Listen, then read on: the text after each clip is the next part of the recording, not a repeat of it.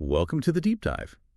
Today, we're looking at a really short English conversation. Yeah, just a few lines, but, it's packed with great phrases, especially if you're learning English. Exactly. So our goal here, our mission in this deep dive is pretty simple. We're going to unpack the English used sentence by sentence. We want to help you understand the words, yeah, but also how people actually talk about things like making mistakes and, well, getting better. It's great practice for your English listening and understanding. And really, this dive is for you, to give you phrases you can maybe use yourself. Mm-hmm. Okay, let's start right at the beginning. I'll read the first line. Listen closely. A. Ugh, I made a mistake in the report again. I feel so frustrated. Let's hear that one more time. A. Ugh, I made a mistake in the report again. I feel so frustrated. Okay, so speaker A, clearly not happy. They say, ugh, and again, so this isn't the first mistake. Right, and that word frustrated. Yeah, frustrated. It's basically when you feel annoyed, maybe upset, because you can't do something or things aren't working out. Like when you study English, but still make mistakes. That feeling. Exactly that. It's a really common feeling, Oh, definitely. Especially when you're trying hard. So, what does speaker B say back? Well, B tries to make A feel a bit better right away. B, hey, don't worry too much. Every mistake is a chance to learn something new. Don't worry too much. That's a nice, simple phrase. It's like saying, hey, it's okay, it's not a huge deal. Yeah, it's gentle, comforting. It helps someone relax a bit when they're upset over something small. Right. And then B adds that great idea. Every mistake is a chance to learn. A chance to learn. Yeah. So the mistake itself becomes an opportunity. Exactly. A moment where you can actually gain something from it. It flips the mistake from bad to potentially good, or at least useful. That's a really helpful way to think about it. But speaker A, well, they still want things to move faster. A, yeah, I know you're right. I just want to get better at this faster. Get better at this faster. We've all felt that, right? You want to improve, learn the skill more quickly. Totally relatable. You know mistakes are part of it, but you just wish you were already good. Yeah, so B gives some more encouragement. B, you're doing great already. I learn a little every day, and that's how I grow. You're on the same path. You're doing great already. That's lovely. Just means you're actually doing very well right now. It's important validation. And B shares their own experience. I learn a little every day. That slow, steady progress is how they grow. And grow here means getting better, more skilled. Yes, exactly. Improving over time. And when B says you're on the same path, it means A is following the same natural way of learning. It's normal. Okay, so A is doing well. This is just how learning works. Does A start to feel a bit better then? Seems like it. Yeah. Hey, thanks. That actually makes me feel better. I'll try to see this as part of the process. Makes me feel better. So less sad, less worried, less frustrated. Mm-hmm. And A picks up on that idea of the learning journey, saying they'll see the mistake as part of the process. Part of the process. That's key, isn't Yeah. it? Like, mistakes aren't failures. They're just steps. Exactly. A normal, expected part of getting good at something, not something to beat yourself up about. That's a powerful reframing. And B finishes with agreement and one last bit of support. Hey, exactly. Keep going. You're improving more than you think. Keep going. Simple, direct, just means don't stop trying. Yeah, persevere. And that last bit, you're improving more than you think. So B is saying, hey, you're getting better, maybe even faster or more than you realize yourself. We often don't see our own progress, do we? Very true.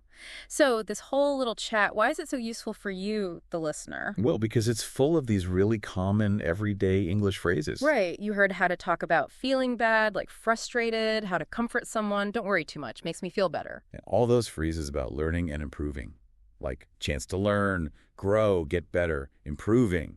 Part of the process, on the same path.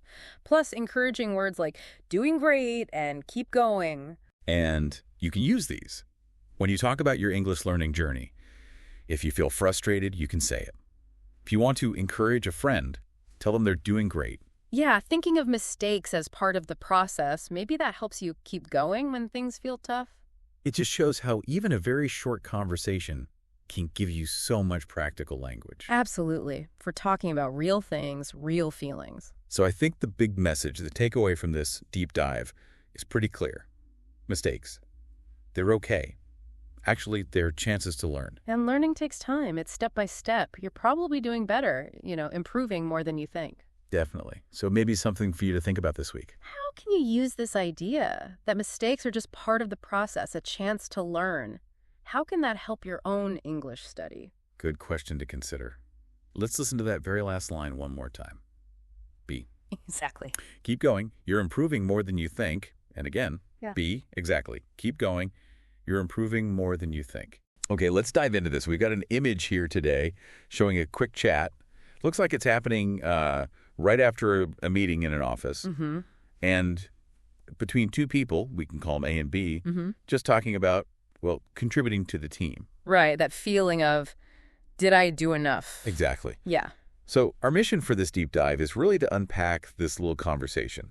It seems simple, but what can it actually tell us about teamwork, how we see our own value, and maybe the importance of different viewpoints? Yeah, it's fascinating how these small moments capture something really common, isn't it? That little voice wondering if you're pulling your weight, especially if you're, quiet in the meeting. Absolutely. So Oh. Seika kicks it off saying, I didn't say much in the meeting. I'm not sure if I'm really helping the team. And that right there, that's such a common thought. This idea, often a bit flawed, that contributing means talking a lot, being visible. Yeah. If you're quieter, you might just measure your impact by, how much you spoke, and that self-doubt can creep in pretty quickly. Right. And B jumps right in to counter that. B says, don't think like that. Even small contributions can lead to big results. Yeah, B immediately offers a different way to look at it. Challenges that whole assumption that impact is about size or frequency. So what might small contributions and big results mean here? Well, a small contribution could be just one idea, like A mentioned, or maybe asking a key question, sharing a relevant link, even just listening intently and offering support. Okay. And the big results. That could be anything from solving a problem faster, avoiding a mistake, sparking a whole new line of thinking, or just making the team feel more cohesive. Things that aren't always immediately obvious. But A seems still caught up on the numbers, right? They ask, you think so? I only gave one suggestion. Exactly. See, A is laser focused on the quantity, only one. It feels small, not enough, which just feeds back into that uncertainty. It shows how easily we can default to counting things instead of, weighing their actual impact. Yeah. And then B makes what I think is the crucial point of this whole exchange. Mm-hmm. B says, but that suggestion helped us see the problem from a new angle. That's important. That's the core of it right there. B doesn't just give a vague reassurance. They point to the specific value. It wasn't about how many ideas, but the quality to dia. The fact that it shifted the team's perspective. That shift. That shift is often huge in teamwork, especially problem solving. Getting stuck is easy. One comment that helps everyone see it differently from a fresh angle, that can unlock everything. It can be way more valuable than, say, an hour of discussion that just goes around in circles. You really see that landing with A. Their response is, I guess you're right. I'll try to keep sharing, even if it's just a little. Yeah, there's the shift. A starts to accept B's viewpoint, moving away from just counting contributions to seeing their potential value, even if they feel small. It's like, okay, maybe this does matter. There's a commitment to keep trying. And B finishes with that nice encouragement. That's the spirit. Every bit counts. It really cements the whole idea. Contribution isn't just one thing, like talking a lot. It's varied. Different inputs, especially those offering new perspectives, are vital. It confirms that, everyone's input has potential value for the team.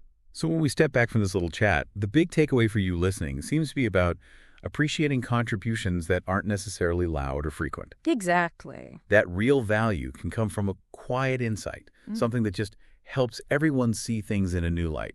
It's about recognizing that in yourself, but also, maybe just as importantly, looking for it and valuing it in others on your team. Mm-hmm. And it leaves us with a question to think about, doesn't it? This conversation really suggests that valuable contribution isn't always the most obvious kind. So the thought for you is, how can we in our own teams or groups get better at actually recognizing and valuing those quieter moments, those perspective-shifting ideas that might just be the key? How do we measure impact beyond just, who talks the most? Okay, welcome back. For this deep dive, we've got something really practical today. It's an image, right?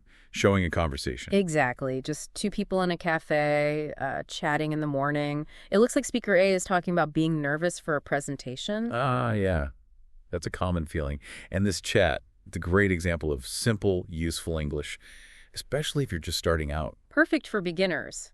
So our mission here is basically to walk through this conversation line by line. Yeah, understand the meaning, see how these basic English sentences work in, a real situation. This is really designed to help you if you're learning English. All right, let's jump in. We'll start with the first speaker, Speaker A. Here are their first couple of lines. Listen closely. I'm feeling really nervous about today's presentation. I didn't sleep well last night because I kept thinking about it. Let me read that one more time for you. I'm feeling really nervous about today's presentation.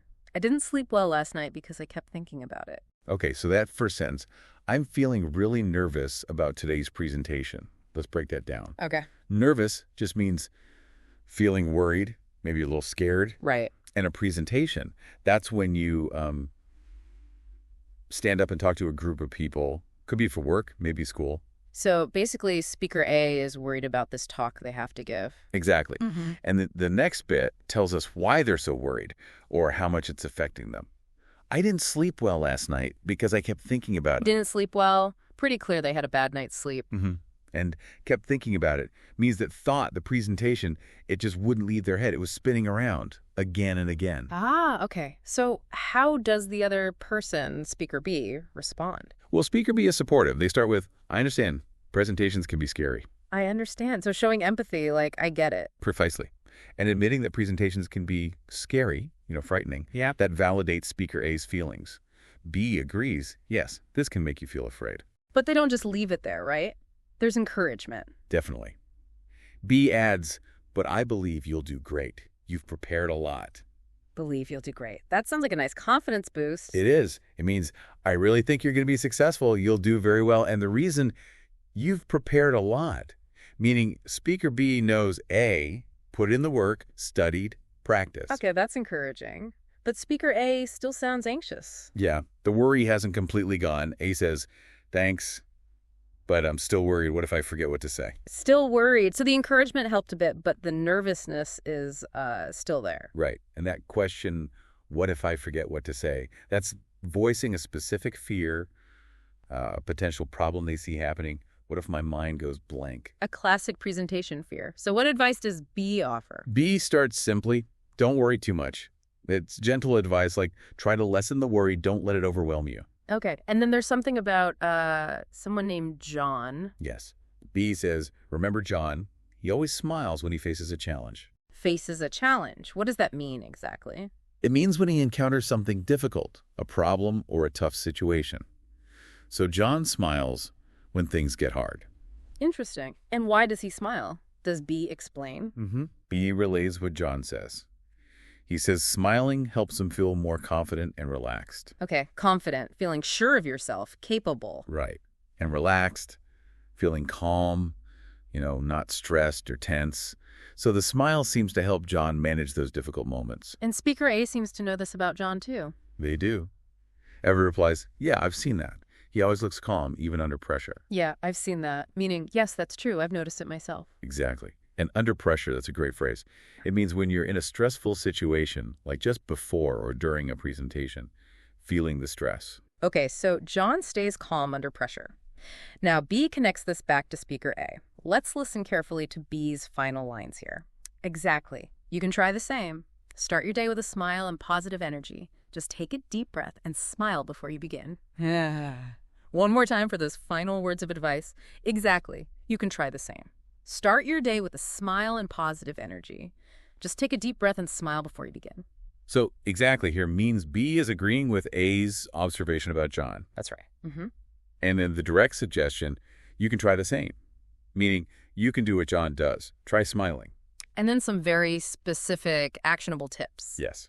Start your day with a smile and positive energy. Positive energy is about trying to feel good, hopeful, bringing a good attitude. Okay. And the final, simple actions.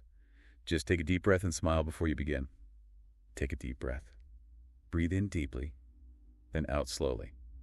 It's calming. And do that right before you begin, just before starting the presentation. Exactly. Simple, concrete steps. So looking back at this whole chat, what's the big takeaway? It really shows how you can use pretty basic English to talk about real feelings like nervousness. Absolutely. And it offers this simple, maybe helpful idea. Doing something small, like, smiling or breathing deeply, might actually make a difference when you feel anxious. like before presentation. Right. And you saw how they used simple words, easy sentences to, share feelings, give advice. You can definitely use these kinds of phrases yourself. It's all about practical communication. It really makes you think, though. Could something that simple, just a smile, actually shift how you feel inside? Maybe it's worth considering. For you listening, what's one small thing you could try next time you're feeling nervous to boost your confidence? Something to think about.